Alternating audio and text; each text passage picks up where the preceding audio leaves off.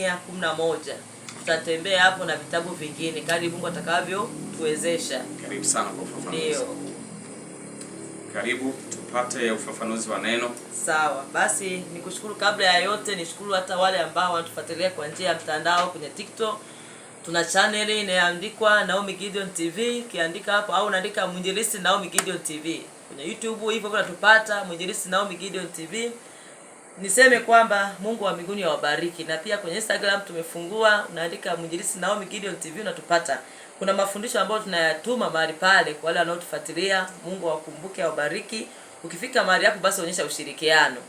Amina. Tuwekoe muda na kwenda kwenye somo letu. Tunasema kwamba kumwamini Mungu katika kila jambo. Tunamwaminiji Mungu? Biblia inasemaje hapa? Basi imani ni kuwa na hakika ya mambo yatarajayo, ni bayana ya mambo yasiyoonekana. Mstari wa kwanza, imani kuwa na hakika, nitakula, nitakunywa, jambo ambalo lijatokea sasa. Ni kitendo ambacho kitatokea baadaye ila hauna sasa. Yaani unategemea baadaye, nitaoa, nitaolewa, nitalima, nitavuna. Yaani unakuta mtu analima shamba kubwa asemaje, hapa tavuna gunia 200. Yaani anakitamka 200 lakini bado hajui kwamba mvua itanyesha. Hajui kwamba itakuwaje katika masika mwaka huu, lakini anatumaini kwamba nitatoka gunia 100 hapa sikosi. Muulize sasa, umeziona wapi? Ndio yeye kuwa na hakika mambo yaliyo yani yamefichika, lakini unaamini Mungu atakutendea. Hiyo ndio imani. Bwana Yesu asifiwe sana. Na yani una imani kwamba mimi nitamtumikia Mungu. Mimi nitakuwa mwimbaji. Mimi nitakuwa baba wa familia. Wakati huo sasa bado uko single. Lakini mimi nitakuwa baba wa familia. Kwa hiyo tunaposema imani kwa masuala ya Mungu, tunamwamini Mungu kwa kila jambo. Yamefichika ndio, lakini je, utume lako liko wapi? Naposema Mungu nilinde, amini Mungu anakulinda. Mungu okoa mume wangu, wewe amini tu, ni lini, mpe nafasi. Mungu badilisha mtoto wangu au badilisha kizazi changu, wewe mpe muda. Amini ile neno lile tamka litakuwa. Mungu anapendezwa na nini unajua? Unapoomba ni kama mfano wa mzazi na mtoto. Baba naomba gari, utamwangalia hiyo. Ni wakati wa gari huyu kweli? Tumwambie nitakununulia. Unamfariji mwanao, lakini bado yuko shule huyo, natakiwa asome. Kwa hiyo kuna mengine tunaomba mengi, Mungu anakuangalia, hivi nikupe haya yote. Sasa haya utapeleka wapi? Huna hata nyumba afu upate gari. Kwa hiyo Mungu yani ni mzazi. Amegana sasa, mwanangu naomba haya yote. Anakupa kile kingine tu ambacho wewe kutarajia. Usivunjike moyo. Ni kama wewe baba mtoto wako anapokuomba, naomba pilau, wakati una hela ya mchicha tu. Kwa hiyo utanunua mchicha ale ugali. Pilau utamwambia nitakutengenezea saa ikifika. Amen. Kuwa na hakika mambo yaliyofichika. Tunaenda mbinguni.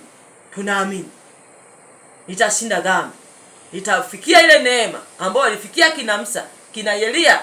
Tunaamini ile yamefichika. Kwa hiyo ninapitia wakati mgumu, niamini Mungu atanivusha. Bwana Yesu asifiwe sana. Yaani iko hivi, pasipo kuamini bado, yani wewe bado. Biblia inasemaje hapa juu? Lakini mwenye haki wangu ataishi kwa imani.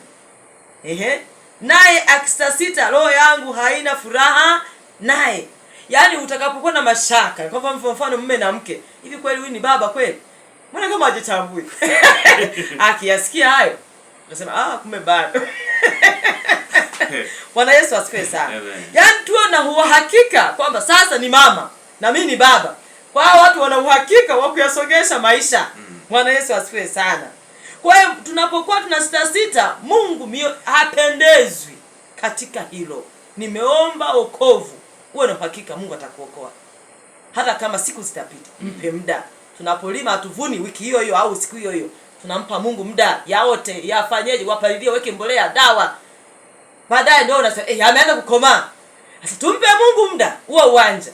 Nikwambia hivi, safari mbinguni ni rahisi sana kama tukijua njia za Bwana.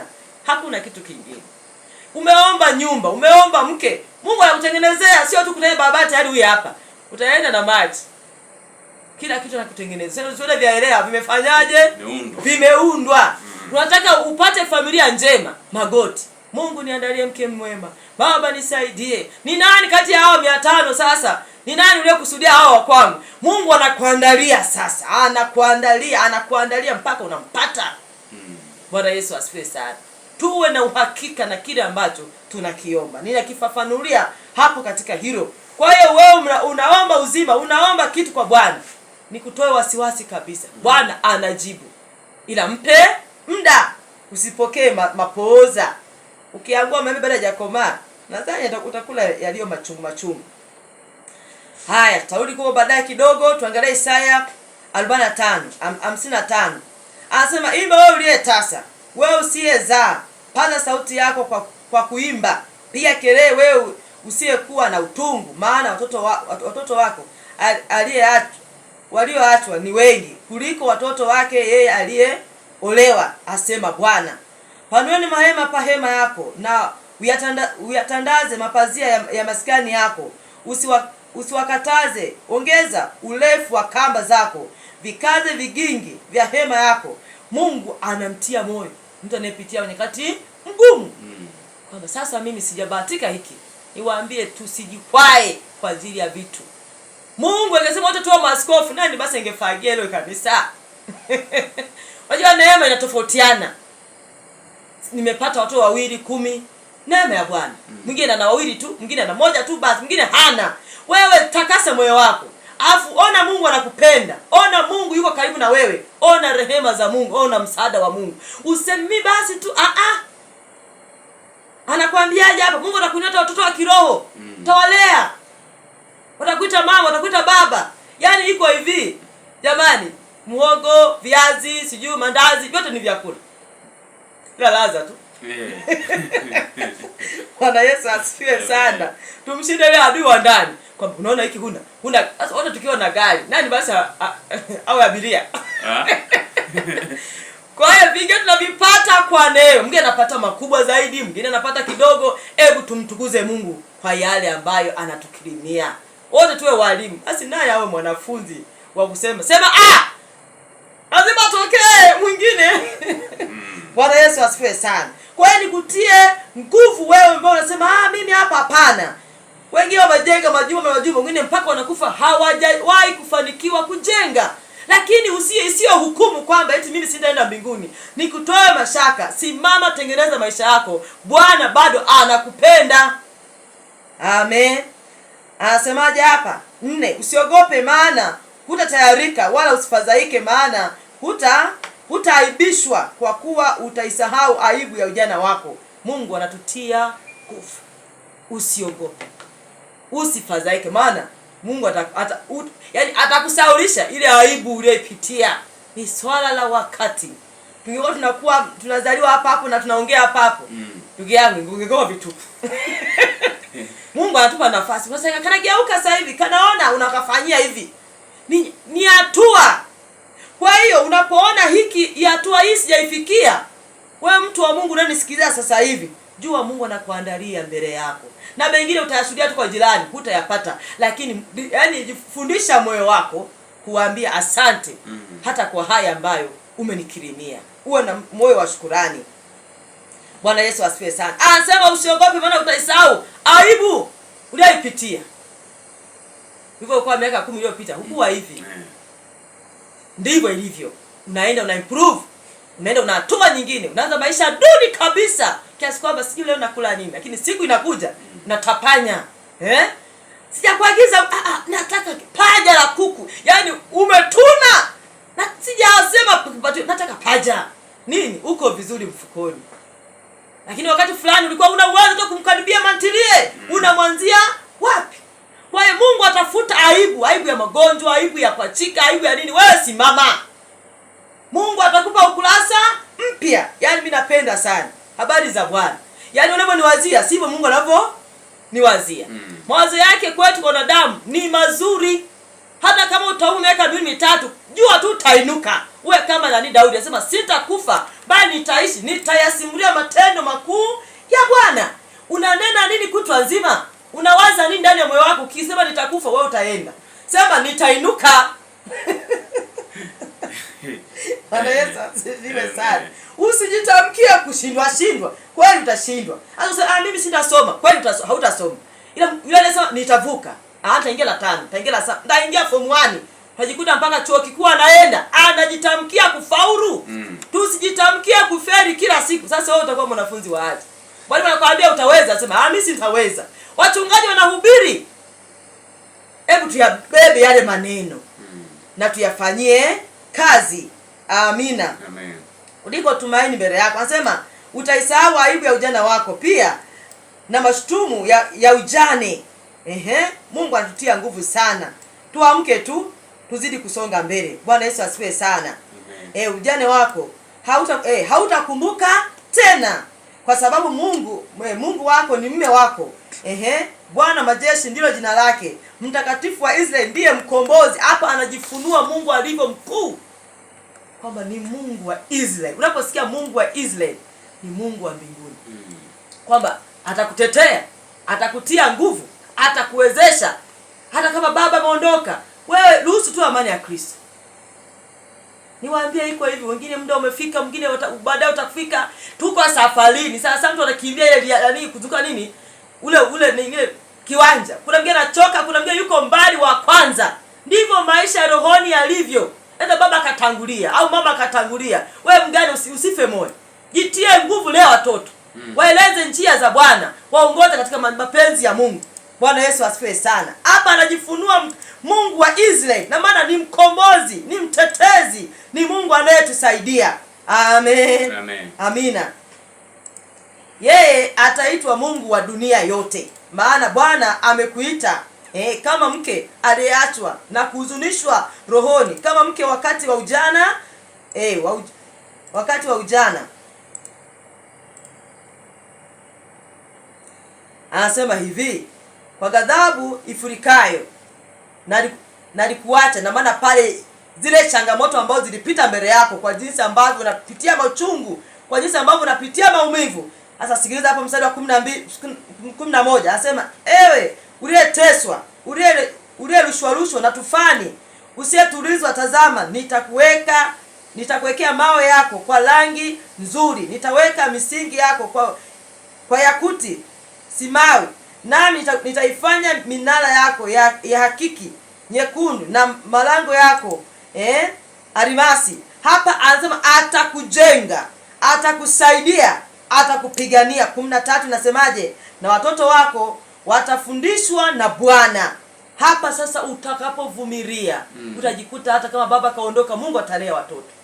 Utajikuta familia inamcha Mungu. Mama, jifunge, usiogope. Tuendelee kusonga mbele. Lia kwa sababu umevaa mwili. Kidonda ni kidonda, hata kama ni kidogo. Maumivu ni maumivu. Lia kidogo, jitie nguvu kwa Bwana, amka, songa mbele. Usiziende njia mbovu, ziende njia za Bwana. Ndipo Mungu atafundisha watoto wako. Yaani iko hivi, kama ambavyo Mungu alibariki Ibrahimu. Mungu akaangalia na mtoto wake naye akabarikiwa. Hivyo.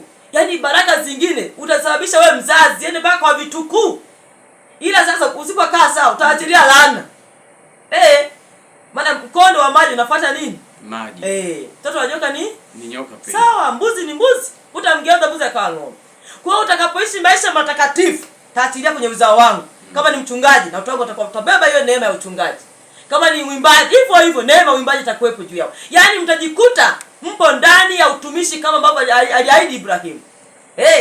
Kwa hiyo usiseme sasa Mungu ameondoka au maisha haya sasa sitaona kutenda mema. Inawezekana. Wakaribie watumishi wa Mungu wakueleze namna gani njia ya Bwana niiendee. Bwana Yesu asifiwe sana. Anasema utadhibitika katika haki, utakuwa mbali na kuonewa.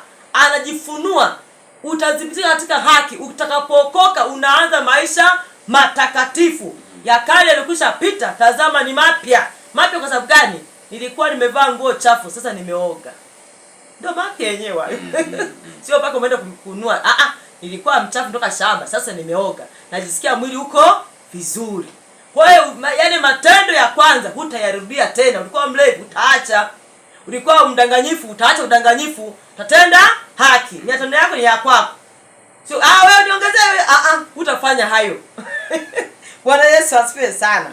Anasema hivi, utakuwa mbali na kuonewa, kwa maana hutaogopa na mbali na hofu. Kwa hiyo Mungu atakutenga, utakuwa mbali na mateso, utakuwa mbali na magonjwa, kila namna ya uharibifu.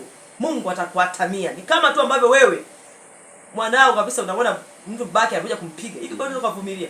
Ni ngumu. Na wewe baba upo. Si ndio hivyo? Utamkinga. Kwa hiyo unaposema nimeokoka, Mungu anakuwa jabali letu. Ndio anasema Bwana wewe ni ngao yangu. Ni jabali langu. Sio ni nini? Amemkinga. Wakitaka kumpiga wanashangaa, wanakuta bahari tu, nyumba hakuna. Ndivyo Mungu anapolinda watu wake. Wanakuta kuna moto unawaka tu. Kulikuwa kuna nyumba ya Juma ya fulani hapa. Imekuaje? Tumekuta bwawa. Mungu ana namna nyingi ya kutulinda. Anasema utakuwa mbali na kuonewa, mbali na hofu, mbali na vitu vibaya. Mungu na maana atakukaribia. Kadri unavyozidi kukimbia dhambi, ndivyo Mungu anavyozidi kukukaribia. Mtoto mtiifu anakula mema sana ya wazazi. Hata kama mangine hujayaomba. Ukiwa karibu na dhambi, Mungu ndo anazidi kwenda anakuwa mbali kwa sababu tayari vazi lako ni chafu. Hivyo hivyo, yaani ukiozidi kuendelea kutafuta uovu, ndivyo ambavyo uso wa Mungu unapokuwa mbali na wewe. Lakini kadri unavyozidi kupigana kwamba natamani maisha mazuri matakatifu, natamani ziende njia za Bwana, natamani maisha haya na mimi yamenichosha, ndivyo unavyozidi kumkaribia Bwana. Musa anasemaje? Uso wako uende pamoja nasi. Unafikiri utatembea na Mungu ni mtakatifu. Amen. Amen. Kwa hiyo na hivyo kwako katika jina la Yesu. Tunatamani njia zetu zimpendezeshe Bwana. Asema, tazama yamkini watakusanyika lakini si kwa shauri langu. Watu hao wote watakusanyikana juu yako, wataanguka kwa ajili yako. Na maana wale maadui, Biblia inasema, Zaburi inasemaje? Walinisukuma sana sana nini nianguke. Kwa jina la Bwana aliwakatilia mbali. Mungu anasema vita sio vya kwenu. Unaweza usielewe. Atakupigania, atakusaidia, atakutetea, atakulisha. Ni wapi ambako unafeli? Tumeanza kwamba imani ni nini? Ni kuamini. Nimeomba mme mwema. Subiri sasa, Mungu atakutendea. Sio umeomba sasa hivi kesho tu upate. Uwe na subira. Vitu vizuri lazima viwe na maandalizi mazuri. Vijana tulieni, mambo ni mabaya. Ndoa wewe kurupikia utaona. Mungu atendee katika jina la Yesu. Usiende kwa akili zako. Unajikuta kwamba nilikosea. Sasa kila siku unakosea. Sasa utapatia lini? Tuliza akili. Sio sura. Mwambie Bwana ni nani unakusudia kwa kwangu. Kuna wengine mmebeba ndoto ya utumishi, mnashangaa ndoto yako inakufa kwa sababu ya kwenda tu, hii nyanya ni nzuri, kumbe kuja kuikata ndani imeoza bwana. Ili ione kabisa nzuri. Wewe angalia tu maembe. Unakuta embe nzuri lakini ukikata ndani ndio hivyo tena. Nyumba, Mungu anasemaje? Ibada inaanzia nyumbani. Nyumbani pakiwa pa moto, usitegemee kama utahubiri. Swali ndio. Issue sio kuhubiri tu, hata kwenye majukumu yetu ya kawaida.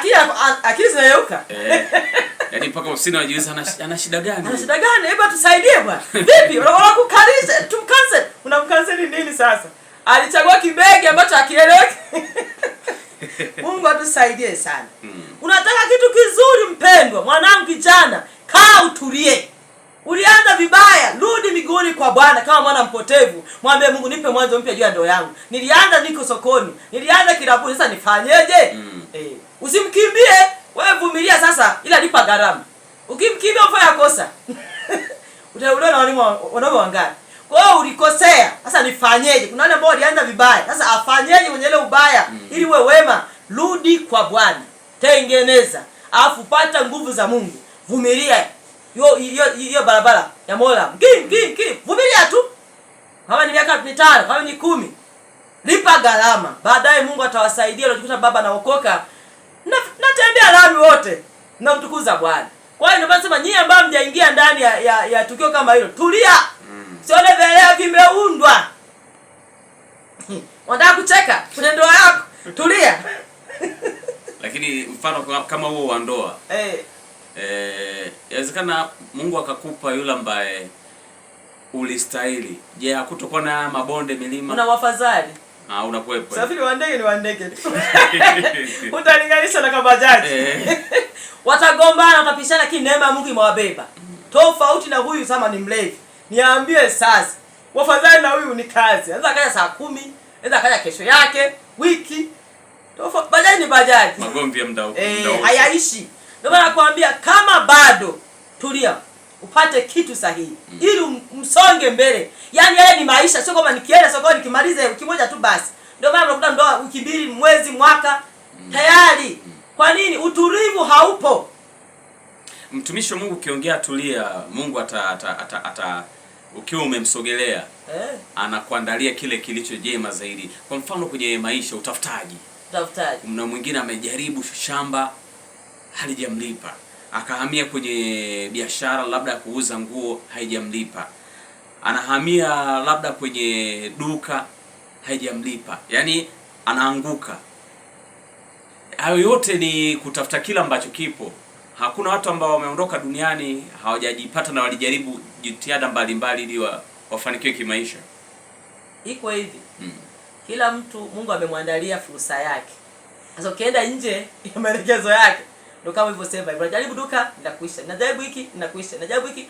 Kama Mungu amekuita, anataka kama ambavyo alimuita Musa, alitaka atoe Israeli kule utumwani. Sasa huyo tena awe mfanya biashara. Biashara Mungu ataipiga ili aende akatoe Israeli. Yaani kuna wengine wachungaji moja kwa moja. Sasa ukiamua sasa kufika 2-3 sema Biblia inasemaje? Na sio Biblia. Huwezi kutumikia mabwana wawili kwa wakati huu. Mimi mwenyewe ni mwalimu lakini nimeacha. Kwa nini nimeacha? Nikasema nimpe nafasi Mungu. Maana si kwa akili zangu sitaweza. Mwajiri anakutaka saa 1 kamili au saa 12. Na Mungu akwambia nenda sehemu fulani kanifanyie kazi. Sasa watu wawili wao wanakuja mbele yangu. Nitamtii nani muache? Kwa hiyo kufaulu kwako, tembea ndani ya mawazo ya Mungu. Mungu anataka nini? Usikurupuke. Kuyajua hayo lazima uwe karibu maombi. Utamuuliza Mungu, nataka nifanye kazi gani? Atakuletea wazo. Ulielewe, mwambie Mungu nirudie tena. Nijue kama ni wewe, atakuletea tena. Kama ni sauti, kama ni wazo, Mungu atakusemesha. Na kingine cha mwisho, amani ya Kristo Biblia inasemaje? Na itawahifadhi. Maana ya amani ni nini? Ni ile kwamba nasikia amani. Ni ushindi. Unaposikia huzuni nini hapo unajisikia yani kuna kitu kibaya mbele yako. Lakini amani inapokuja ndani yako unafurahi, unasikia kuimba, unasikia kumtukuza Mungu. Jua ni sehemu ya majibu yako uliyoyakuwa unayaomba. Lakini huzuni wewe kemea, vunja. Kuna ajali au mauti. Au kuna mchononeko. Huzuni. Kuna ishara hizo ambazo Mungu anaweza kawa anazungumza na wewe na yani ile sauti yake yenyewe inakuja. Hiyo kila mtu anaweza akawa nayo? Hapana.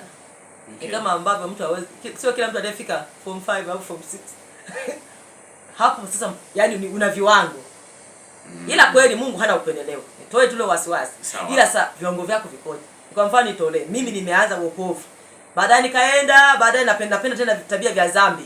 Hapo najitenga na uso wa Mungu. Lakini yule aliyepiwa kadri unazidi kumsogelea Mungu, ndivyo na yeye anazidi kukusogelea. Dhambi inazidi kwa mbaya. Unajikuta yani hata kama ungekuwa una kiu ya haja, hata ungekuwa mlevi zamani kiasi kwamba unalako mtalo, Mungu atakutengeneza utakuwa kiongozi au utamfaa kwa namna pekee. Sauti ya Mungu inasikika.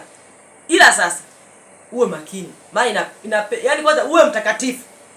Na uwe karibu na Mungu. Maana sauti ziko nyingi. Kuna sauti ya kwako kama wewe mawazo yako, na kuna mawazo ya shetani.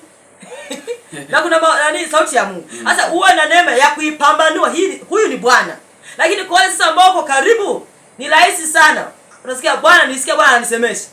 Kuna mmoja ndio maana unasikia kwamba kuna mwingine hapa anasikia Mungu ananiambia kuna mtu anauma mguu. Ni ile sauti ya ndani.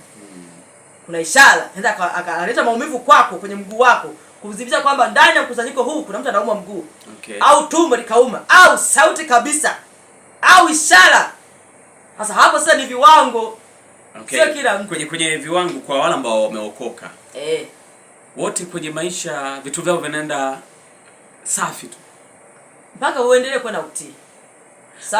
Kwa sababu kuna mtu unakuta yani hujawahi kumuona kanisani, hujawahi kuonekana pengine msikitini, mnakaa naye tu. Sisi tunatumia mpagani, tunatumia yani hajaokoka. Lakini ukikaa naye na mipango, nakwambia wewe kwa nature ya huku, wewe lima. Na kweli yeye analima, unaona kabisa maendeleo, anajenga, ana nini. Ina maana hayo mawazo sio ni sauti ya Mungu hiyo. Yaani sasa ile yani kama niseme neema. ni kama wewe ni nani, yani ni kipawa fulani unakuwa nacho. Kumbe pia Mungu ametutengenezea hiyo unakuwa na kitu cha kwako ambacho unakuwa nacho kutoa, yani una neema ya kufanya ubunifu fulani, ushauri. Hata kama ni kijana mdogo lakini unaweza kumshauri mtu ambaye miaka hata 50. Sasa hiyo ni neema ambayo mtu anazaliwa nayo. Na haipo kwa kila mtu. Na mwingine mtu mzima kabisa akiwa na maneno ya hovyo.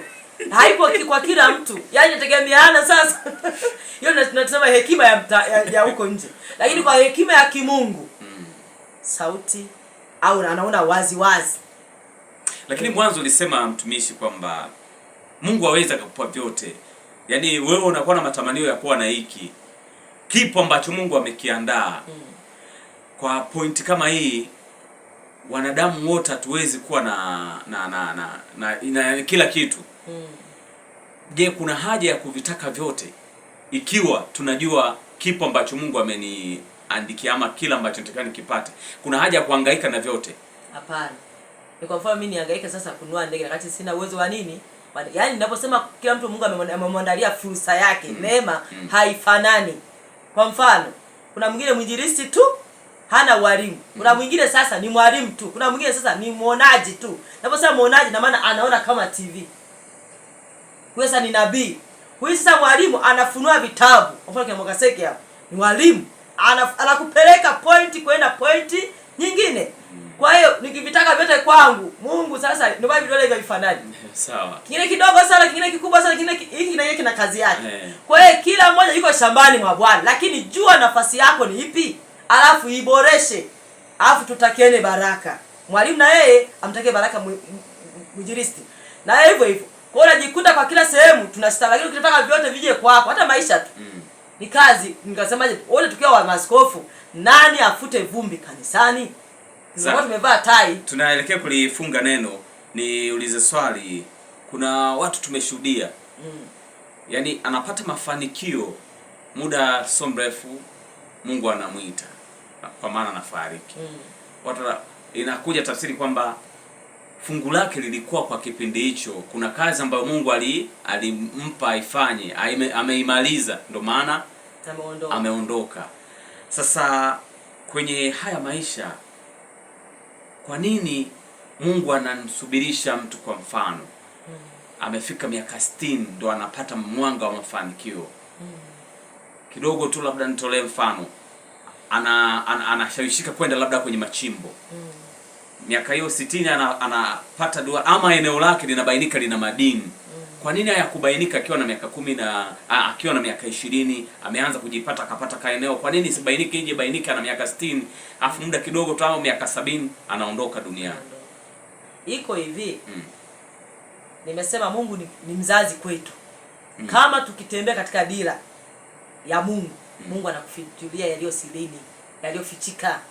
Unaona? Kwa mfano Isaya inasemaje? Mkitii mtakula mema ya nchi. Kwa mfano binti na mzazi, binti tulia utaolewa. Tulia utaolewa. Asipotulia yatamkuta hayo maboga. Hayo. Ila akitulia akasikiliza, neema ya Mungu itakuwa juu yake na baraka za wazazi wake itakuwa juu yake. Kwa hiyo kama nitajifunza nitapokea ile neema ya wokovu mapema na nitaelekezwa na Mungu, utatembea ndani ya ndoto. Maana utakuwa unakuta Mungu hapa nipite wapi? Tunaona Israeli walipokosa njia, Mungu alifungua njia. Kwa hiyo unajikuta utastawi kulingana na nafasi yako mbele za Mungu na utii wako mbele za Mungu. Na kingine, Mungu ndiye anayeamuru vitu.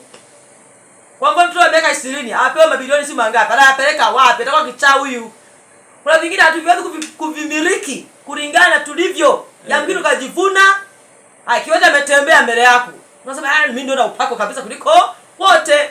Kwa hiyo Mungu anakukaanga kwanza, anakuadhibisha kwanza. Yaani hata kama ndakuinua, uwe na adabu. Akija mtu kuomba chakula kwako useme, yaani huyu nenda kafanye kazi. Utachukua chakula utamsaidia atakula kwa utukufu kwa Bwana. Tunapopitishwa nyikani au kwenye majaribu, Mungu anatufundisha darasani. Ndakapoinuliwa ni msamini hata yule wa chini. Nitasahau mtu mwenye gari, mtu anayetembea. Inakenda hiyo pia umsamini. Akija mtu ana njaa, hana mavazi, utamvika. Wapo wanasahau lakini. Ndio nataka kuambia sasa ndio hivyo. Ukitaka kutembea na Mungu ajitolee utukufu juu yako, lazima akutengeneze moyo. Mwanadamu alivyo ndugu yangu, ni kipengele. Sawa. Muda wetu unakimbia, mtu wa Mungu. Tunafunga vipi neno letu kumwamini Mungu katika mambo yote? Iko hivi. tuko safarini. Napenda sana kuliongea hilo jambo.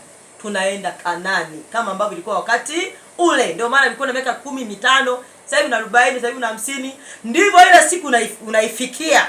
Tukae vizuri na Mungu. Yesu anarudi. Maisha yako, yaani wewe busy na maisha yako. Ndio unajikuta fulani hayupo. Nini? Ndio hivyo. Ndio basi sema kesheni basi, maana hamjui siku na saa. Tunakeshaje? Kuyatunza maisha yetu kuwa matakatifu. Uko shambani, linda njia za Bwana. Uko ndani ya ndoa, taka amani, taka mapatano. Msikwazane mpaka wiki msemeshani. Yesu atakuja. Anakuta kila mmoja na njia yake. Hapo umeokoka. Ni mbaya sana. Wanandoa wengine wataachwa kwa sababu ya ndoa. Mapishano yapo, lakini tengeni muda wa msamaha. Mama nyenyekea, baba nyenyekea. Jamani, kunyenyekea si kwamba ndio basi nitayeyuka. Hapana, ni kitendo cha kushuka. Umepishana mwenzako, taka amani. Ninasema takeni sana kwa bidii kuwa na amani na watu wote, sio wachache. Kwa hiyo kila mmoja katika sehemu yake, ni kijana, ni mama, ni wako ukoje na Mungu. Hata nakapokuita muda wote, hata saa 8 mchungaji hayupo, hakikisha unaenda kwa amani. Kwa nini? Tuko safarini. Mwingine anajikwaa, mwingine anaendelea na safari. Mwingine anatembea, mwingine nguvu zimeisha, ndio tunatiana nguvu hivyo. Kwa hiyo maandalio ya moyo ni ya mwanadamu, lakini jawabu la yote linatoka kwa Bwana. Jawabu la ulimi linatoka kwa Bwana. Tumeomba tufike Kanani, lakini majibu yako kwa Bwana. Lakini Mungu atujibu, na kisha sisi uhusiano wetu na yeye uwe mzuri. Bwana Yesu asifiwe sana. Maisha yako yakiwa mazuri, Mungu atakupenda na utaishi katika njia ya Bwana. Tusiishi kwa sababu tu tunaishi yani kwa kumdanganya mwanadamu wenzetu. Maisha haya ni mafupi sana. Naangalia mfano wa kuku. Kuku akikuwa kosa, hata mbuzi tu akikuwa kosa, jifunze na wewe. Tusiangalie tu tunakula nini, supu ya mbuzi, supu ya kuku, supu ya ng'ombe. Ng'ombe akinenepa kosa. Kwa hiyo hebu tukae vizuri na Mungu. Kwa nini? Yako maisha yetu mikononi mwa Bwana. Hauna namna ya kukwepa. Sio kwa sababu imetengenezwa hivyo kwamba kuku akinona ni faida ya wengine. Kuna mwingine tu ndio mipango. Ndio hivyo. Kuna mwingine mimba itoka. Kuna mwingine alizaliwa akafa hapa. Kuna mwingine alipata kaa wiki moja. Kuna mwingine miezi mingapi. Kuna mwingine mwaka. Kuna mwingine hivyo ilivyo. Mungu anapokupa neema ya kuishi, jua anataka utengeneze uhusiano wako na Mungu. Kwa hiyo Mungu wa mbinguni awabariki sana. Unaomba jambo fulani, hebu uwe na imani kwa Bwana. Na muda huu unapoenda kuomba, amini kabisa Mungu atakufungua na atakuponya. Sema, Bwana Yesu, naja mbele zako. Mimi mwenye dhambi, naomba unisamehe Bwana. Futa jina langu katika kitabu cha hukumu. Andika jina langu katika kitabu cha uzima. Kuanzia leo nimeokoka. Weka mkono sasa kifuani, na wewe mwenye shida yote weka mkono kifuani.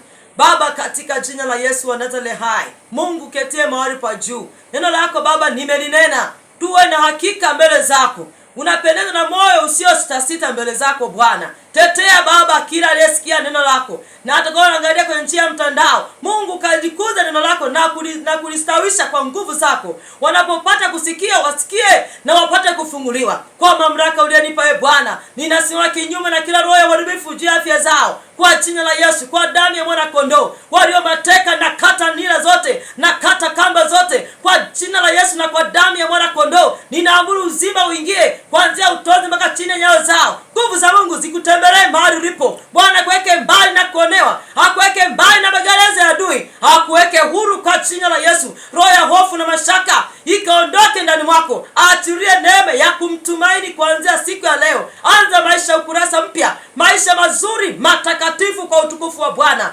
Kanda rabasaka, rokota rabasika. Nguvu za giza ninaziamuru kwa jina la Yesu. Roho za ukoo nazivunja. Ile roho za mizimu zikakuachie, bali neema ya Bwana ikakukarie. Wewe ambao hujaokoka, Bwana akupe neema ya ibada, akupe neema ya wokovu kwa jina la Yesu. Urudi dhambini, rejea kwa Bwana. Hujajua namna ya kutembea na Mungu, Mungu ukapata kusimama kwa jina la Yesu. Pokea uzima, pokea neema ya kusonga mbele. Kanda rabasaka, rokota rabasika. Baba, tetea watu wako, tetea taifa letu la Tanzania. Ninatamka amani, tetea na mataifa mengine, Kenya, Uganda na Israeli. Achilia amani Bwana, tuepushe na kila jambo lilo baya mbele yetu.